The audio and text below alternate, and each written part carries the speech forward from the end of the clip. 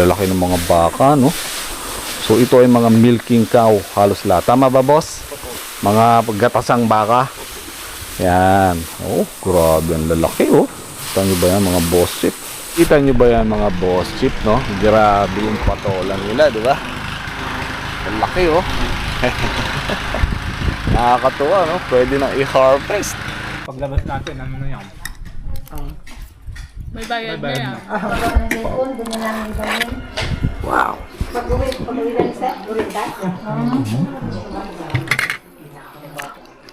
Ayos, panalo.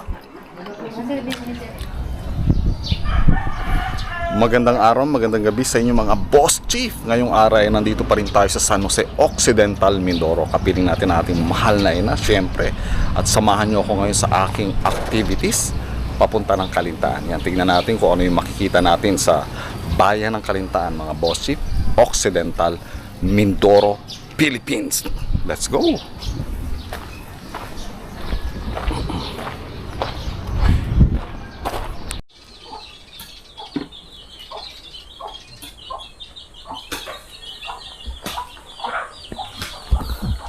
Ayan, andito na tayo sa Kalintaan, mga boss chief. Pero andito tayo sa Jams Organic Farm. So wala tayo sa kabayanan, andito tayo sa kabundukan pa rin, ano. Pero kabundukan siya na marami tayong makikitang mga hayop at mga halaman na mga organic.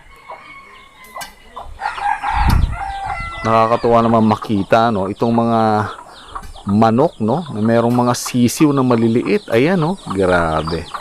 Wow. So naalala ko tuloy, mga boss chip, yung ating mga sisiw, mga manok doon sa Calapan, no. Sana maging ganito rin kadami, no, kasi ang dami nilang mga manok dito na may mga sisiw dito sa kanilang farm. Eto, mga boss chip, no, tignan natin yung kanilang alaga naman mga pato rito. Grabe, ang dami din, no. Wow, ganito lang pala ang diskarte yan, no? Para may paliguan, lalagay ng ganitong bato. Pwede. O tapos may pato na siya. Dami, nakakulong siya, no? Kita natin, nakakulong. Ang dami niya ring pato. Wow. So may idea na tayo, no? Pwede pala tayo maglagay din ng pato. Tapos lalagay lang tayo ng ganitong tub.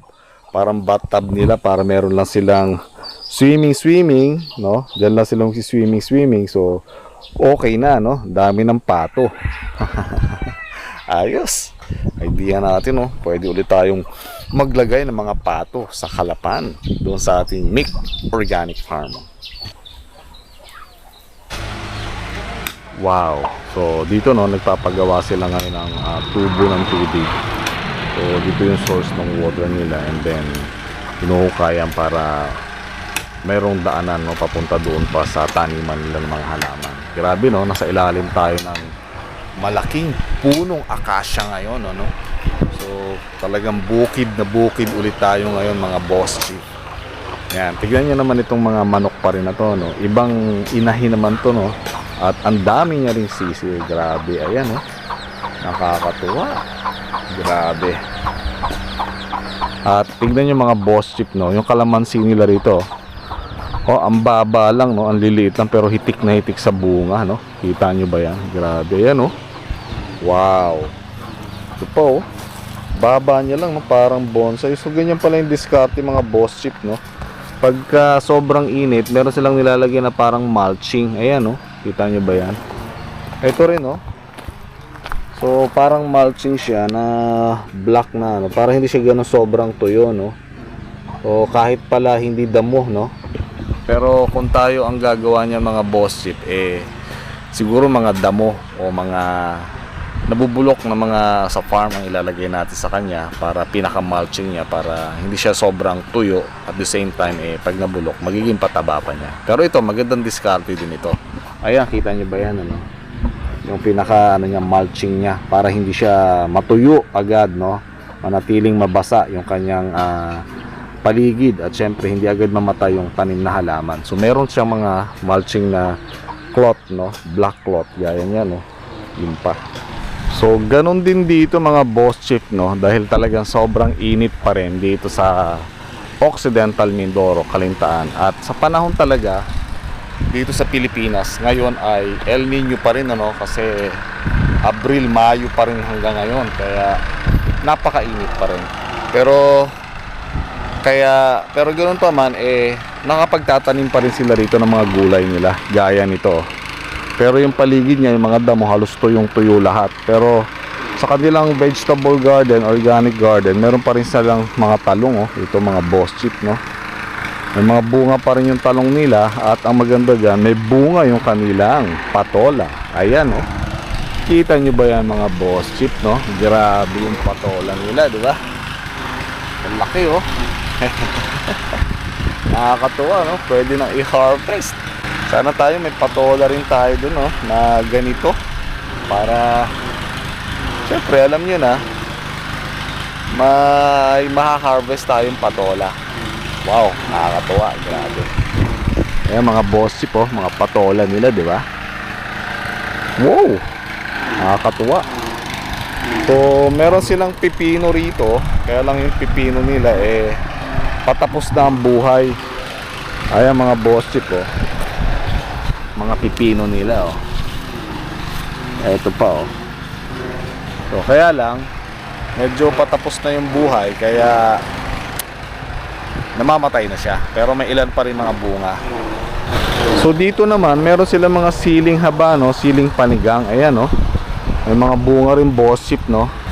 Kaya lang, alam nyo ba dito, mga boss chip, kahit dinidiligan mo ang mga halaman dito, sa sobrang lakas o sobrang init ng araw, gaya nito, medyo napapapikit ako, namamatay, natutuyo pa rin yung mga halaman, no, kahit gano'n, kahit doon sa atin, no, sa Calapan, sa Mick Organic Farm, no, kahit dinidiligan natin siya, no, yung mga halaman, at doon din sa ating bahay, sa compound, grabe, natutuyo pa rin yung mga dahon niya talaga, dahil kahit diligan mo siya sa gabi, pero pagdating ng ganitong araw, talaga namang sobrang init, natutuyo yung mga halaman, mga dahon, mga bunga niya. Kaya ganun yung epekto ng sobrang init ng panahon ngayon dito sa Pilipinas, no? Sa mga viewers natin dyan sa ibang bansa at dito sa Pilipinas, shout out po sa inyo, no?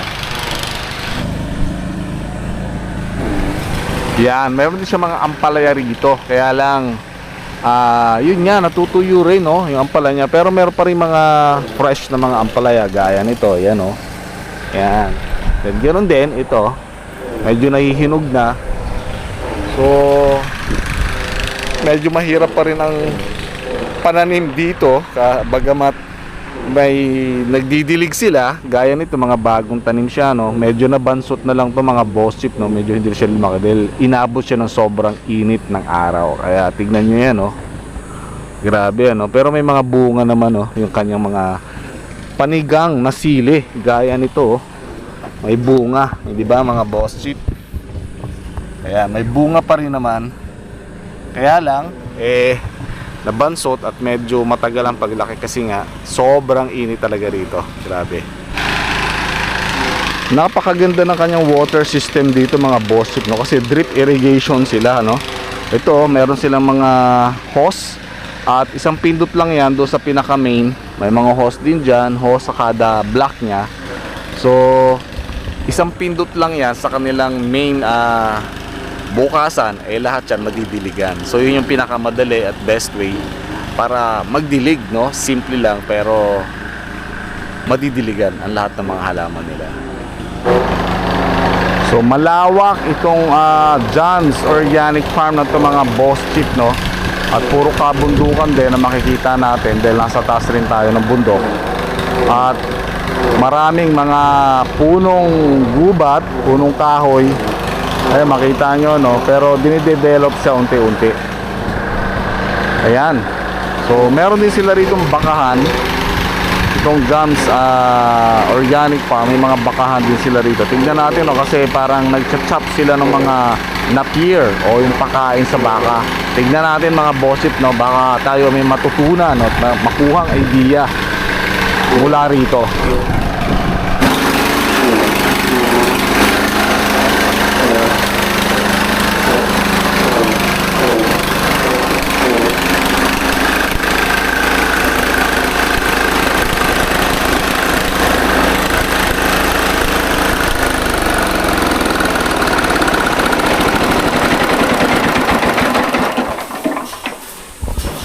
Ayos, nakita nyo ba yon mga boss chief, no?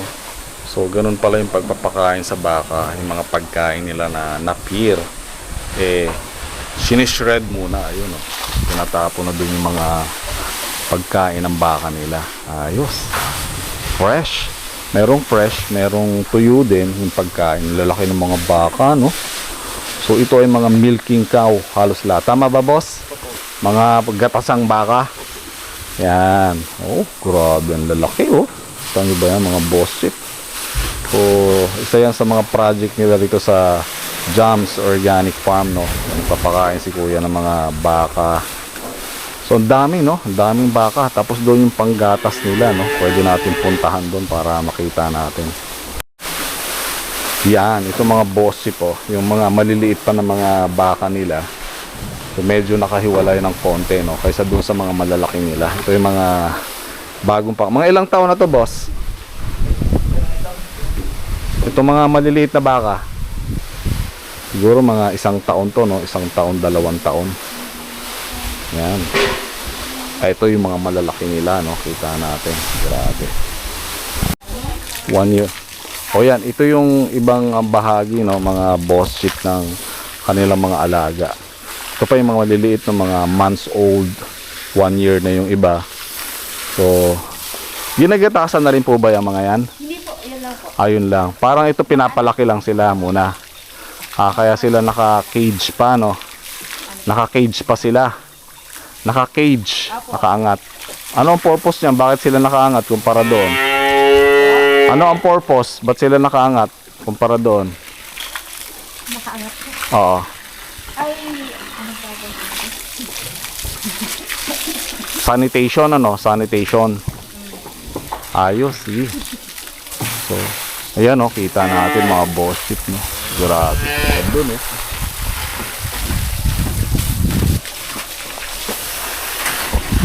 Ayan, mga boss chief, no? Tapos na palang maggatas. Sayang, hindi natin inabutan. So, sana nakita natin kung paano maggatas ng mga baka, no? Dito sa organic farm na to. Yan. So, kasalukuyan naguhugas na sila nung pinaggamitan nung paggatas nila. So, ito yung kabuuang ano, no? Bahay ng mga bakahan nila rito na gatasang mga baka. So, kitang-kita natin yung kabuuan. Ito yung mga maliliit pa na pinalalaki. Doon yung mga gatasan na at yung mga susunod na gagatasan andoon banda sa area naman. So, meron din silang mga kambingan actually, no? Doon banda, mga boss chief. Kaya lang medyo malayo-layo. Pwede naman natin puntahan yan maya-maya.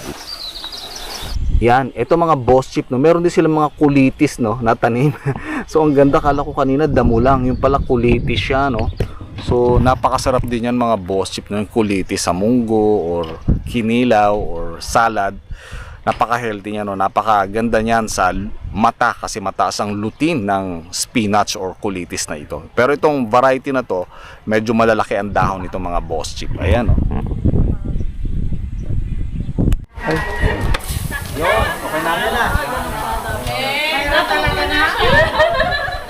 Wala na, ayos na. Grabe, ang sarap. Bet na may tilapia, walang native na manok. Wow, ensalada.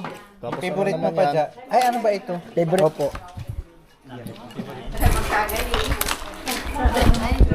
Ayan, nakita nyo ba yon mga boss chief? Bakit kalahati na lang ang laman nun? Ano? Kalahati na lang ang laman. Alam nyo ba kung bakit? Kanina kasi ano, binuksan siya, binigla, nakalug na kasi siya. Then, biglang binuksan, ang nangyari, sumabog. Alam mo yung pagsabog talaga naman, nag-burst talaga na gano'n, no? Halos lahat ng mga malapit doon sa galo na yon nabasa at nangamoy tuba. Tuba yun mga boss chief, no? So, dala ng isa sa mga participants sa activity natin dito. At yun ang nangyari, no? Nakakatuwa, parang blessings nga rin dito sa ating activity bago tayo nag-umpisa. Bago pa mag-umpisa, nangyari na yun. Kaya yung isa na nagbukas, umuwi at nagpalit ng damit kasi nangamoy tuba na siya. So, isa yan sa mga experience natin dito sa Kalintaan, Occidental Mindoro. Paglabas natin, ano na yan? May bayad na yan.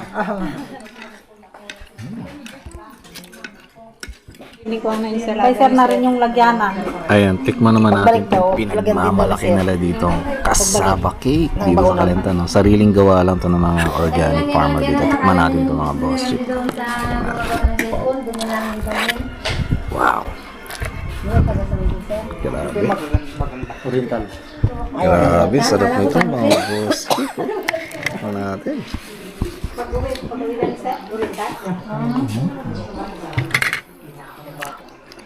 Ayos, panalo. Sarap.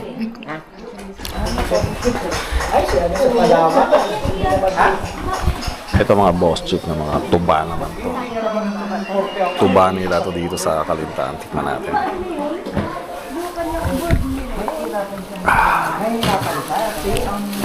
Sarap. Manamis-namis.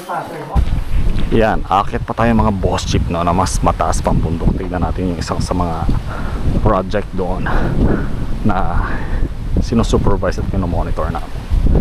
So rito, napaka lakas na ng hangin, sobrang ganda ng tanawin, ang lalaki ng mga puno.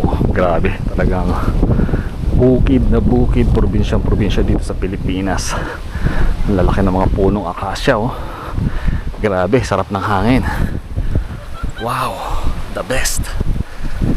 Wow, tanaw na natin yung mga kabundukan sa kabila. So halos kasing taas na natin sila, no? Pero akitin pa rin natin to, mas mataas pang bundok. Wow, exciting to mga boss chip. Nakakatuwa, kita nyo ba yan? Yung mga puno sa taas. Grabe, di ba? Doon kainitan ng araw ngayon eh. Na-enjoy natin yung hiking sa taas ng bundok. Wow, andito na tayo boss chip sa pinakatuktok, ano. Dito kitang-kita natin yung mga kabahayan, palayan, kagubatan sa kabilang area. Pero akit pa tayo sa mas mataas. Dito hiningal tayo mga boss chip. Grabe, sobrang hingal, pero yun, meron pa tayo isang akitin. Konti na lang mas makikita natin doon ang kagandahan ng buong paligid. Yan mga boss chip, sobrang ganda pag nandito tayo sa taas ng kabundukan na to. Dito sa pinakatuktok, kitang kita natin ang buong palayan. Kaya lang harvested na, kaya brown pa yan, kaya hindi siya green. Ilog, bundok at mga palayan at mga pananim sa baba, kitang kita natin. Wow, enjoy dito kahit mainit, may enjoy natin siya mga boss chip.